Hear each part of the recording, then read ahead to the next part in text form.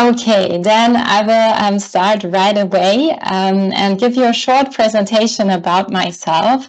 So I am an entrepreneur, and I also like to call myself a circular economy enthusiast because this is my main business. I am the founder of Circu on which I will tell you a bit more on the next slide.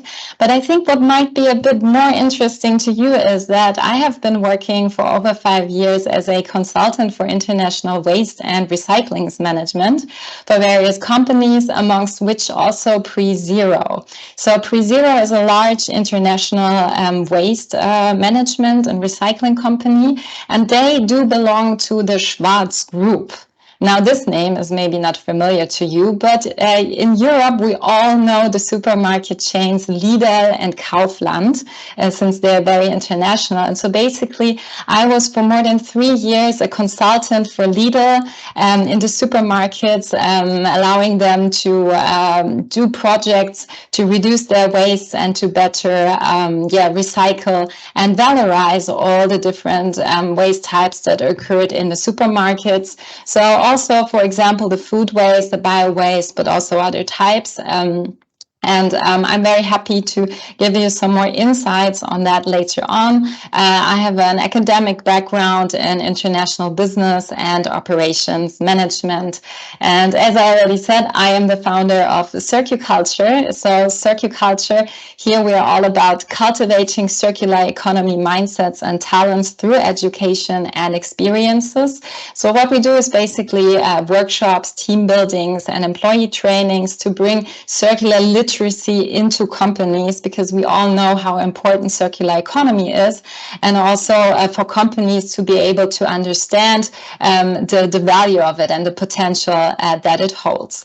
So this is what we are all about, and today I'm very happy to give you a little introduction to our webinar today by talking about the food waste hierarchy. Yet before we start this, I would like to involve you. So maybe we could have a quick show of hands here in the chat. Who of you knows what happens with your food waste? Like your private household waste. Maybe you can lift your hand here in the chat if you know it, or if you do have some ideas where this might go. I also invite you warmly to use the chat for that, so we can gather some ideas and maybe see also some of the differences. Maybe you can also tell us a bit how your food waste or like organic waste in the household is collected, picked up, how this works. Okay, so for now we only see the messages about the echo in the chat. Fortunately, we were able to resolve that. Okay, so I see that there are 3 people showing their hands. All right. Yeah, this is usually what I get, because in our society, we have this luxury problem, what I call it, is that we do not have to know what happens with our waste. And this is also the reason why many people, in fact, do not know what happens with our waste, because for us, we usually in Europe have functioning systems in place where we just have to put the waste in a bin, and then it gets collected, and we do not have to deal with it anymore, which is comfortable for us, but also leads to a situation where most people do not know the processes, do not know the companies, the jobs, everything that is involved related to waste management, which also can lead to problems such as incorrect separation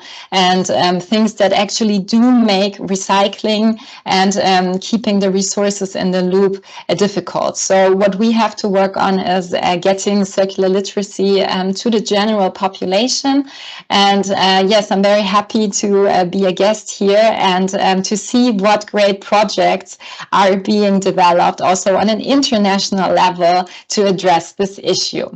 Okay, so after this first little warm-up, let's dive straight in. So let me give you a quick background on waste hierarchy, also because here we are in such a European international setting. So I would like to bring your attention to our fundamental regulation, the European Waste Framework Directive that deals with everything waste-related in the European Union. It was first set up in 2008, and is actually currently being revised. I don't know if you have known it yet, but there is a feedback process currently open. And if you would like, you could even participate, because until November 22nd,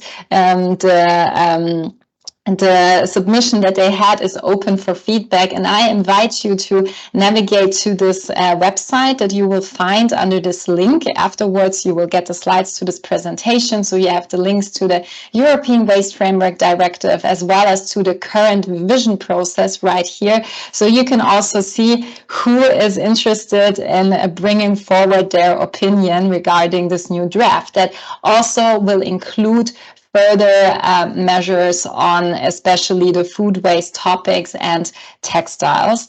And so here on the side, you already see an overview of our waste hierarchy, which I would like to explain you now in a bit more detail. So the basic waste hierarchy that we also know from the European Waste Framework Directive has 5 steps, and it is in the shape of a pyramid that is pointing to the bottom. So on top we have prevention, and then it goes through multiple stages down to disposal at the bottom. Like now I would like to draw your attention to this part here, because we see the uppermost level, the prevention, is a non-waste. We're talking about products. Now, what does that mean? So if we are talking about preventing waste, then we do not incur wastes, which might seem very obvious, but why is this highlighted here in this pyramid of the European Waste Framework Direction? Now, while you will find the clear definitions for all these stages in the framework, it is not as apparent that basically when we are preventing waste, we also can omit all the other legal consequences that follow when we have to deal with waste, which is for companies quite important, because, you know, when we're dealing with waste, there are certain rules in place, like, for example, the logistics or concerning the storage of the waste that have to be taken care of, since we are dealing with potentially hazardous substances. And so in an ideal world, in the complete circular economy, we can prevent all types of waste, and then we do not have to deal with that anymore. But it's not that simple. So in most operations, we will incur waste, and then this hierarchy indicates a clear kind of process to follow, or a clear hierarchy, like it says. So ideally, all companies and other organizations and individuals that consume and use products should ideally aim at preventing any waste from occurring. If that is not possible, we go to the next stage, which is preparing for reuse. In that case, you know, if you have used products, you might think of repairing or having it then be used by the same person or another person.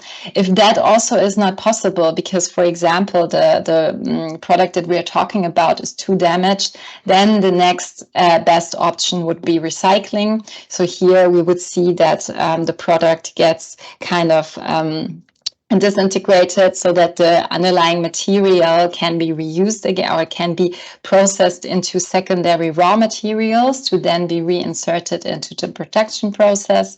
And if that is not possible, then in the logic of the waste hierarchy, we would go to the next step, which is the recovery. Often also includes the word energetic recovery. And as you can also see here by this little sign of the electricity current, this usually means incineration with energy recovery, means burning and using this energy that comes from the incineration heat that is generated. And lastly, we have the disposal, which means landfilling in this case, or burning, incinerating without the recovery of energy. So here the primary goal is to just get rid of the material and to make potentially hazardous substances inactive. So this is the hierarchy that is the foundation of our legislation. And however, as you will probably see, this is not so easily applicable to all sorts of products. Some of you may know, for example, also the butterfly diagram or the cradle-to-cradle framework, where we have a clear distinction between the biosphere and the technosphere. So here you will see that, preparing for reuse, it's not the proper terminology when we're talking about the biosphere with all organic products and materials. So there is an alternative hierarchy that was coined by the United Nations Food and Agriculture Organization, the FAO, and it is called the Food and Drink Material Hierarchy. And here you can see it on the side.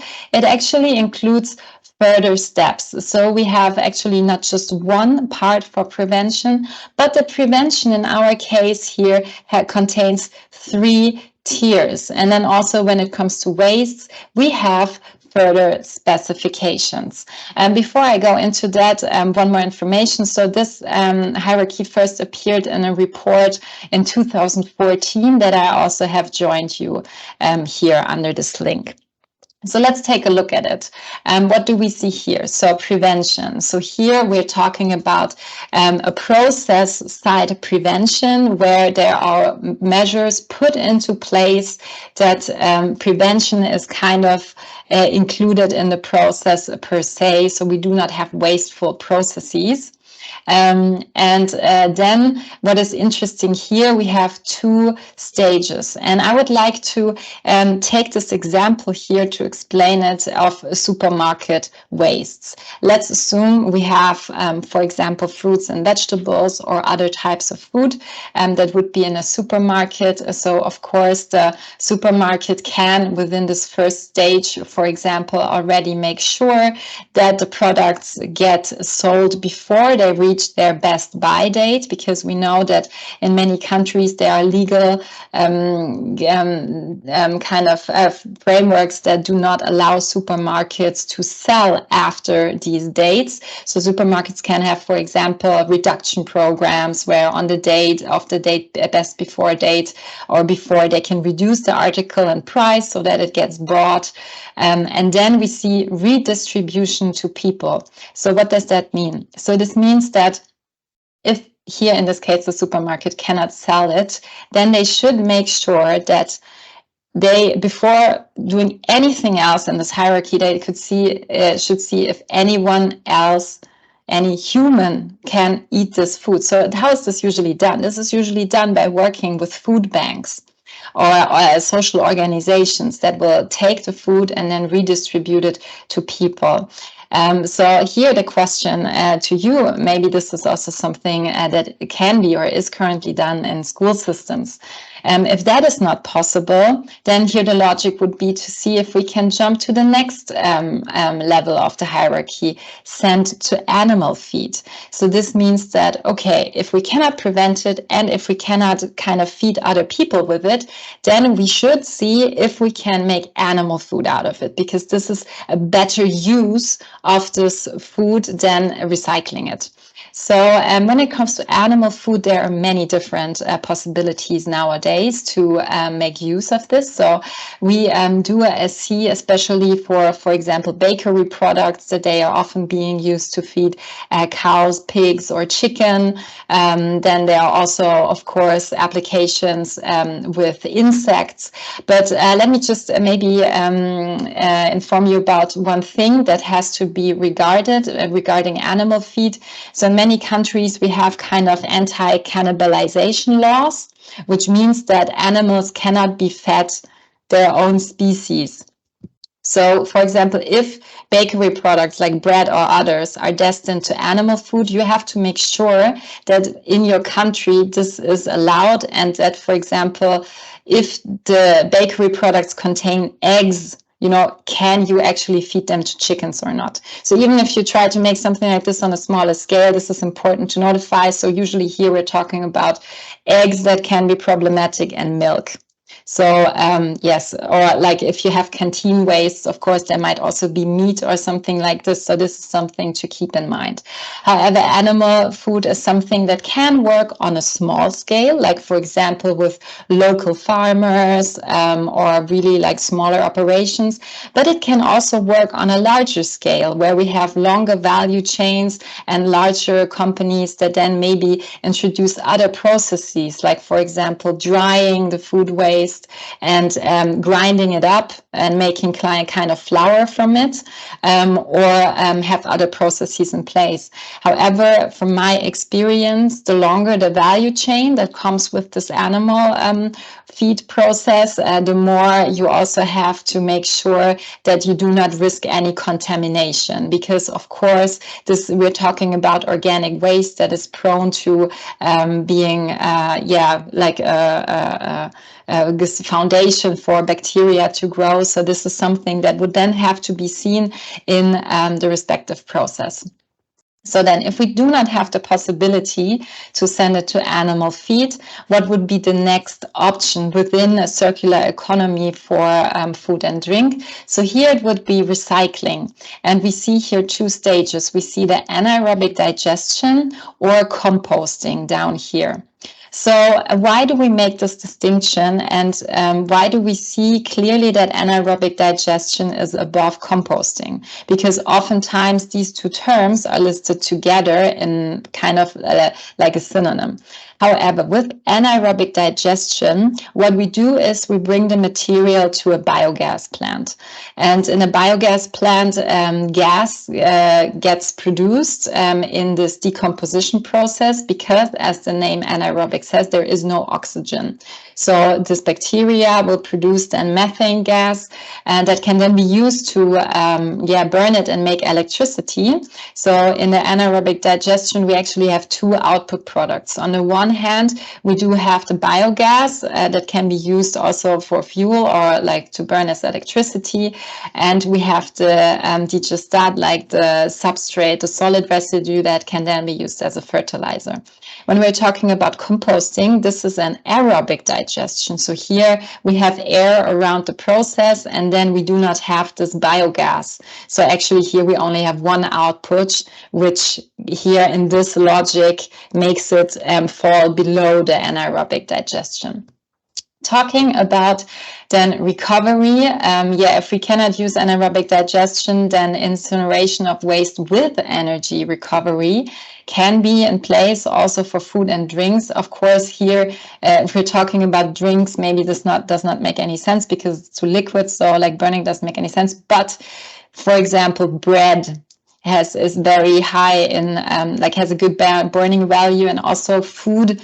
I mean, we also count food in calories. Calories are like the variable like that is used for measuring the energy that is released when being burned. So we do have some caloric value in this kind of material. Yeah, and then when it comes to disposal, we see here also three options. So disposal for food and drinks means waste incinerated without energy recovery, waste sent to landfill, or waste ingredient product going to sewer.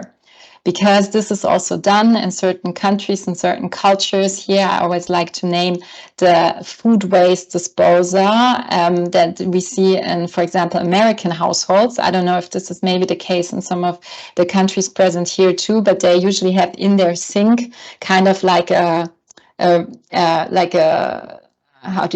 rotor blades, and so they can just put the food waste in the sink at the end of like their dinner or whatever, and then turn it on, and it will actually make a smoothie out of the food waste, and it all goes down into the canalization. But then, however, it is lost for further use, for example, according this hierarchy to people or to animals. So here we also see that the European Commission also uses this hierarchy. So here you also have the link to the website of the European Commission that deals with food waste. And so here you also see these stages from prevention to human consumption, reuse, animal feed, reuse byproducts, and food waste. So here I would just like to quickly highlight the difference between kind of reuse of byproducts and the rest. So byproducts, this is the technical term, which you can also find in the European Waste Framework Directive, for organic waste that are incurred within the production process, and they are technically not waste if they can be reused further. However, given that we're talking about byproducts here, this is related to food loss and not food waste, because food loss is everything that kind of incurs further up the value chain. So just for you to be clear that there is a difference in that.